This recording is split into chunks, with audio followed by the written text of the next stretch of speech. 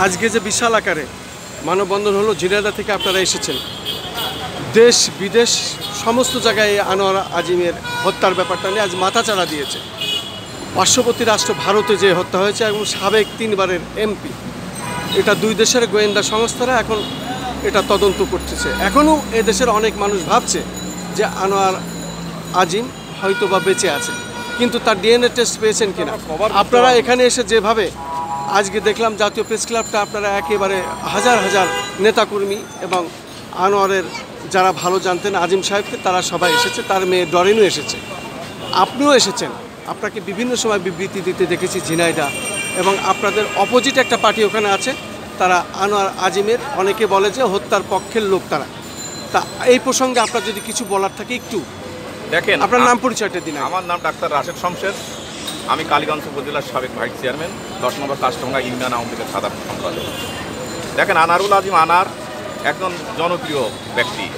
আমাদের ঝিনাইদহ 4 নির্বাচন এলাকায় মানে তার মতো জনপ্রিয় লোক 100 বছরের ভিতরেও কিন্তু জন্মগ্রহণ করবে না। তিনি পৌর কাউন্সিলর থেকে পৌর মেয়র, উপজেলা চেয়ারম্যান এবং 3 বারের জাতীয় সংসদ সদস্য তিনি নির্বাচিত হয়েছেন। তিনি যতদিন বেঁচে থাকতেন আমাদের কালীগঞ্জ ঝিনাইদহ 4 নির্বাচন এলাকা থেকে তার হাতের থেকে এই ক্ষমতা নেওয়ার লোক কেউ আছে, ক্ষমতা নিয়ে নেওয়ার মতো লোক কেউ নাই। তাই আমার বিশ্বাস যে এটা আমাদের ভিতরে, আওয়ামী লীগের ভিতরে ঘাপটি মারা মুস্তাকের দোসর, এরাই এই জনপ্রিয় নেতাকে হত্যা করেছে। আচ্ছা, আমরা আরেকটি বিষয়, সেটা হলো যেহেতু সারা বিশ্বই এখন এটা তোড়পাড়, বিষয়টা হলো আনোয়ার আজিম উনি কি কোনো আন্ডারগ্রাউন্ড দল করতেন বা পূর্ব বাংলা কমিউনিস্ট পার্টি করতেন কিনা? এটা দোষের কিছু না, যে যেটা করে করতে পারে। এই ধরনের আমি উপজেলা আমি তখন উপজেলা ভাইস চেয়ারম্যান, উনি তখন উপজেলা চেয়ারম্যান। আমি একসাথে ওনার সাথে থাকেছি, একসাথে সকাল 10টা থেকে রাত 10টা পর্যন্ত অধিকাংশ সময় আমি তার সাথে কাটিয়েছি। এই ধরনের তিনি পূর্ব বাংলা বা অন্যান্য নিষিদ্ধ ঘোষিত কোনো রাজনৈতিক দলের সাথে সংযুক্ত আছে বলে আমরা মনে করি না, বা নাই, এরকম কোনো প্রমাণ নাই। কিন্তু ঝিনাইদহ তো স্বাধীনতার পর থেকেই ওই এলাকাটা অবৈধ অস্ত্রধারীদের ঝনঝনানি এবং এখন পর্যন্ত রয়ে গেছে, কিন্তু অনেক দলে এরা বিভক্ত। এটা ছিল কিন্তু অবৈধ অস্ত্রধারীরা, অবৈধ অস্ত্রধারীরা ছিল আমাদের ঝিনাইদহ জেলায়, বিশেষ করে অবৈধ অস্ত্রধারীরা ছিল। আপনারা দেখে শুনেছেন যে ভাটার ভিতরেও মানুষ পুড়াইছে। কিন্তু 96 সালে যখন আওয়ামী লীগ সরকার ক্ষমতায় আসলো, তারপরের থেকে সেই অবৈধ অস্ত্রধারী এই সন্ত্রাসীরা এরা কিন্তু আর মাথা চাড়াতে উঠতে পারেনি। অনেকেই তারা স্যালেন্ডার করেছিল, করে এখন তারা সাধারণভাবে জীবনযাপন করছে। এখন আমাদের এখানে এরকম অবৈধ অস্ত্রধারী কোনো লোক, আমরা কতগুলো আন্ডারগ্রাউন্ড দলের নাম ওই এলাকায় পরিচিত ছিল, দু একটা নাম বলেন যে এই দল শোনা যেত। যেমন পূর্ব বাংলা কমিউনিস্ট পার্টি, সর্বহারা, এই সমস্ত, জাসদ গণবাহিনী, হক গ্রুপ, আরো অনেক কিছু ছিল। আচ্ছা, এরা এখন আর নাই। এখন ওই এলাকাটা অনেকটাই আমরা অনেকটা শান্ত। এই আওয়ামী লীগ সরকার ক্ষমতায় আসার পরে সাধারণ মানুষ নিরাপদে চলাফেরা করতে পারছে, নিরাপদে ঘুমাতে পারছে, যাই দুবেলা দুমুঠো ভাত খেয়ে বেঁচে থাকছে আর কি। আচ্ছা, আমি এই প্রসঙ্গে একটি কথা বলতে চাই। আমার বাড়ি ঝিনাইদহ জেলার শৈলকুপা। আমি পরপর 3টি নির্বাচন করেছি, লাস্ট উপজেলা চেয়ারম্যানও নির্বাচন আমি করেছি। কিন্তু কথা হচ্ছে কি, আমি জেলা পরিষদের 1ম শ্রেণীর ঠিকাদার ছিলাম, এলজিডির 1ম শ্রেণীর ঠিকাদার ছিলাম, এবং আমি পৌর সবারও 1ম শ্রেণীর ঠিকাদার ছিলাম। আমার ভাই খন্দকার রবিউজ্জামান সিপার একজন বিশিষ্ট রাজনীতিবিদ এবং বড় মাপের ঠিকাদার, পানি উন্নয়ন বোর্ড এবং এলজিডির একসময় টেন্ডার ড্রপ করতে উনি গেছেন, আমিও গিয়েছি, যেহেতু ব্যবসা করি আমরা, এটা তো করতেই হবে। টেন্ডার ড্রপ করার সময় ওই মিন্টু, সে এখন আওয়ামী লীগের আপনাদের বড় মাপের নেতা ঝিনাইদহ, সে তখন আমরা দেখেছি মশিউর রহমান জীবিত অবস্থায়, ছোট মসজিদ, বড় মসজিদ এবং ওই এলাকার যে সন্ত্রাসী গং, তাদের নেতৃত্ব দিয়ে এলজিডির নিচে, সিঁড়ির নিচেরা অস্ত্র নিয়ে অস্ত্রধারীদের বসিয়ে রাখতো, আর আমাদের ঘাড়ে ধাক্কাতে বের করে দেওয়া হতো, টেন্ডার ড্রপ করতে দেওয়া হতো না। এই মিন্টু এখন শোনা যাচ্ছে নাকি আনোয়ার আলী আজিমের হত্যার একজন নীল নকশাকারী। আপনাদের কি মনে হয়, এই লোকটাকে আসলেই ভালো নাকি নির্দোষ?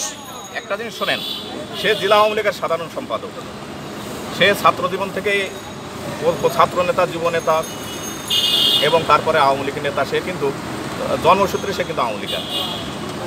এখন আমরা শুনছি মিডিয়ার মাধ্যমে, আমরা কিন্তু তার বিরুদ্ধে কোনো অভিযোগ করি নাই কালীগঞ্জবাসী। আমাদের ঝিনেদা জেলা আওয়ামী লীগের ত্রাণ সম্পাদক গ্যাসবাবুর যখন গ্রেপ্তার হলেন, আমরা তার পরে জানতে পারলাম যে জানা হচ্ছে সাইদুল করিম মিন্টু সাহেবের সাথে জড়িত, এটা আমরা শুনেছি। আমাদের কথা হচ্ছে সে জেলা আওয়ামী লীগের সাধারণ সম্পাদক, আওয়ামী লীগের নেতা, কিন্তু সে যদি দোষী হয়ে থাকে তাহলে তার সাজা হোক, আর যদি সে নির্দোষী হয়ে থাকে তাহলে তার মুক্তি দেওয়া হোক। প্রশ্নটা হলো, যেহেতু আমি ওই জেলার মানুষ, অনেক ইতিহাস আমার জানা, কামরুজ্জামান সাহেবের সাথে আমি প্রত্যেক জেলার, আমাদের বাংলাদেশের প্রত্যেকটি জেলায় আমি বেরিয়েছি। আমরাও রাজনীতি পরিবারের লোক, মুক্তিযোদ্ধা পরিবারের লোক। আমার বাবা একজন ব্রিটিশ আমলে পুলিশে চাকরি করতেন এবং ব্রিটিশ বিরোধী আন্দোলনে সম্পৃক্ততা ছিলেন সরাসরি।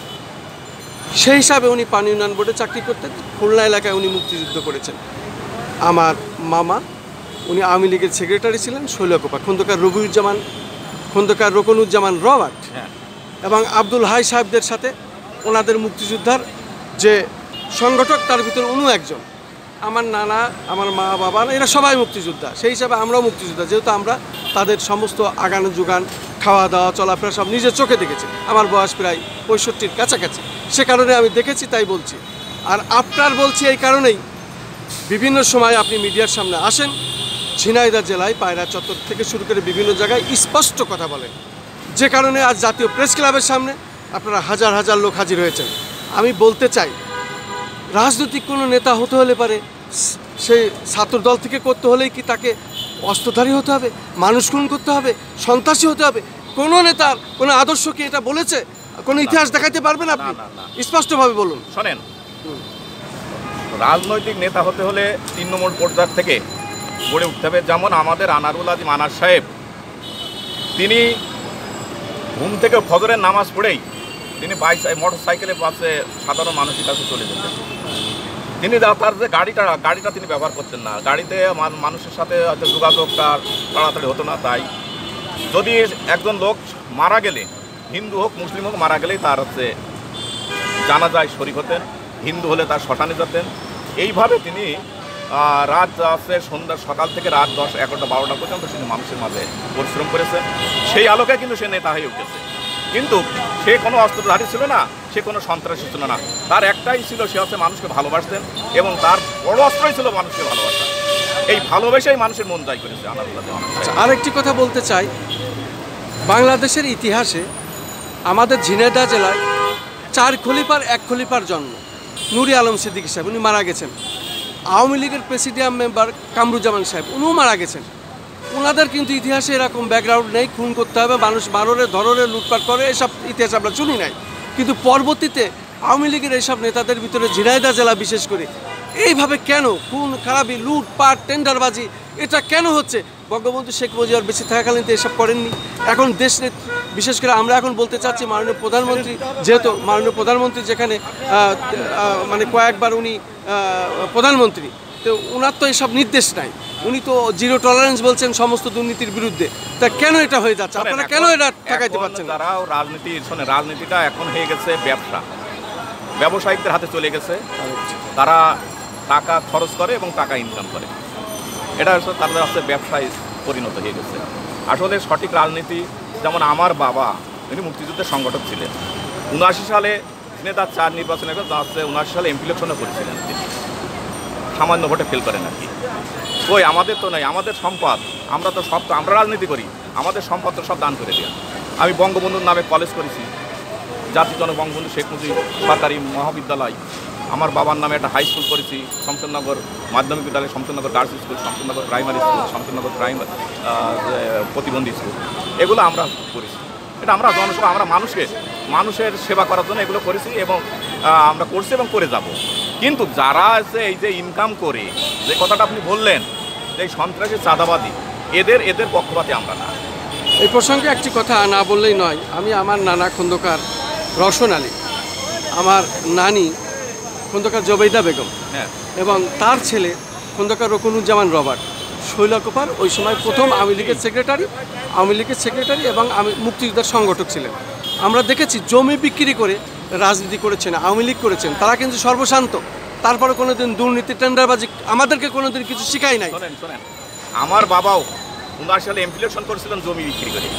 তখন আওয়ামী লীগের কথা মুখে উচ্চারণ করা যেত না। দুর্দিনের সময় জমি বিক্রি করে নির্বাচন করেছিল। আমরা সেই পরিবার, আমার বাবার সন্তান, আমরা তো সেই পরিবারের সন্তান। আমরা বাবার আদর্শ নিয়ে এবং বঙ্গবন্ধুর আদর্শ নিয়ে আমরা রাজনীতি করি। আপনাকে অনেক অনেক ধন্যবাদ, এই সময় দিচ্ছেন জাতীয় প্রেস ক্লাবের সামনে আমাদের। আপনাকে অশেষ ধন্যবাদ। হ্যাঁ, আপনারা ভালো থাকেন, সুস্থ থাকেন, ধন্যবাদ।